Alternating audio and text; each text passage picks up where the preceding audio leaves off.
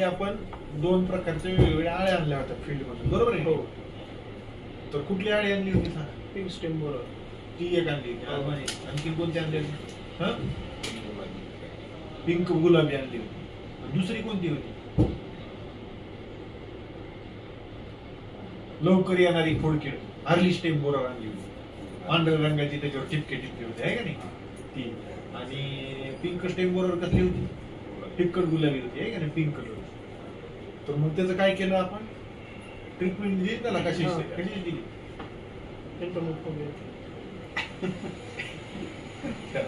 एंटोमोफोबिया. Phobia. Okay.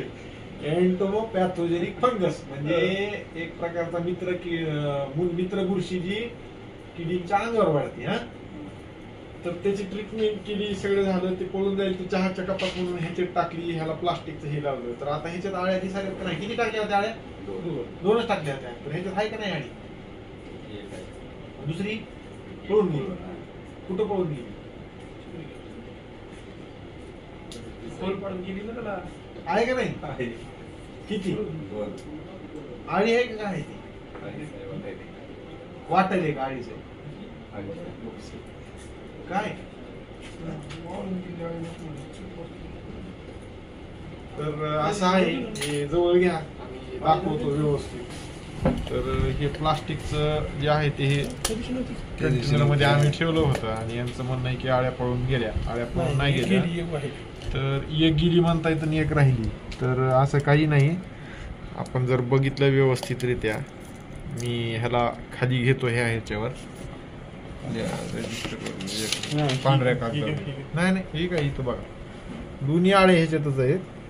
एक आळी जी आहे ही जी आहे ही अर्ली स्टेम बोरर, तर ती गेली वा उडायली नुसत्या हवीनं सुद्धा. आणि ही जी आहे ना, तर हे जे पाहतोय ते आपण बघा, आता त्याला धक्का बी लावला की तेव्हा ते हलतंय. सुप्तावस्थेमध्ये असलेली ही तुमची पिंक स्टेम बोररची ही सुप्तावस्था आहे ही आळी. आता काय होतंय, ह्याचं जे आहे ते पुढं पतंगात रूपांतर होतंय. नर आणि मादी म्हणजे ह्याच्यामध्ये पण नर आणि मादी असतं. आणि मग ह्यांचं जे आहे ते नंतर ह्याच्यापासून फुलपाखरू तयार होऊन त्या फुलपाखराचं मिलन होतंय. आणि हे मिलन झाल्याच्या नंतर मादी जी आहे ते परत आपल्या पिकावर अंडी देते. आणि त्या अंड्यातून जे आहे ते ह्या नंतर परत आळ्या येतात. परत मग हे असा जीवनक्रम ह्याचा कंटिन्यू चालू असतो, किंवा ह्याचं जे आहे ते लाईफ सायकल अशा पद्धतीने कंटिन्यू चालू असतं. आता दुसरा विषय, आम्ही एंटोमोपॅथोजेनिक फंगसचा ह्याच्यावर वापर केला. म्हणजे मराय पाहिजे होतं किंवा ह्याच्यावर बुरशी जी आहे ती वाढायला पाहिजे होती, पण ती काय आणखीन वाढलेली दिसत नाही.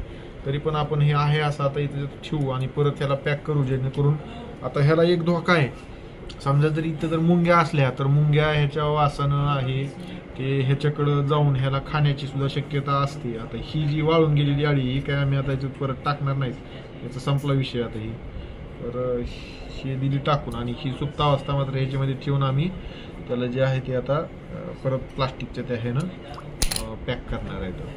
तर उन्हाळी नांगरटी जी काय आपण करतो त्याचं प्रमुख कारण की अशा प्रकारच्या सुप्तावस्था ह्या म्हणजे खाली जमिनीमध्ये असतात, त्या वर याव्यात. आणि ते वर आल्याच्या नंतर ट्रॅक्टरच्या मागं आपण पाहतो की बगळे चाललेले असते. तर हे बगळे काय करतात की ही जी काही सुप्तावस्था आहे तर हे खाऊन टाकायचं काम जे आहे ते करत असतात. आणि त्या माध्यमातून किडीचं जे आहे ते व्यवस्थापन होत असतं. आपण बऱ्याच ठिकाणी बघितलं असेल असे भरपूर प्रकारच्या आळ्यांचे हे अशा प्रकारचे ह्या सुप्तावस्था जे आहे ते आपल्या शेतामध्ये उकरल्याच्या नंतर निदर्शनास येत असतात.